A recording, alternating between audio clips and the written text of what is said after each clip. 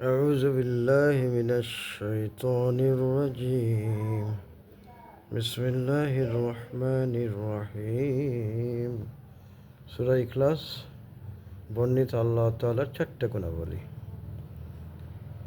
قل هو الله أحد الله الصمد لم يلد ولم يولد ولم يكن له كفوا أحد।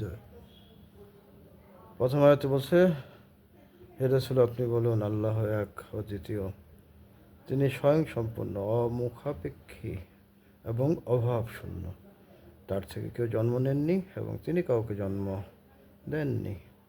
তার সমতুল্য আর কেউ নেই। এটা হচ্ছে মূল সূরা ইখলাস। এবং নবী করিম সাল্লাল্লাহু আলাইহি ওয়াসাল্লাম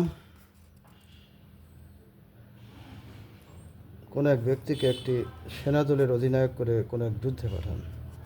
তিনি সালাতে যখন সঙ্গীতের ইমামতি করতেন তখন সূরা ইখলাস দিয়ে সালাত শেষ করতেন। অভিযান শেষে ফিরে আসলে লোকজন বিষয়টি নবী করিম সাল্লাল্লাহু আলাইহি ওয়াসাল্লামের কাছে বলে। তিনি তাদেরকে বলেন, সে কেন এমন করলো? তাকে জিজ্ঞেস করো, অথবা তারা তাকে জিজ্ঞেস করলো। তিনি বললেন, এ সূরাতে মহান আল্লাহ তাআলার তাওহীদের কথা বর্ণিত হয়েছে, তাই আমি তা পাঠ করেছি এবং পাঠ করতে বেশি ভালোবাসি।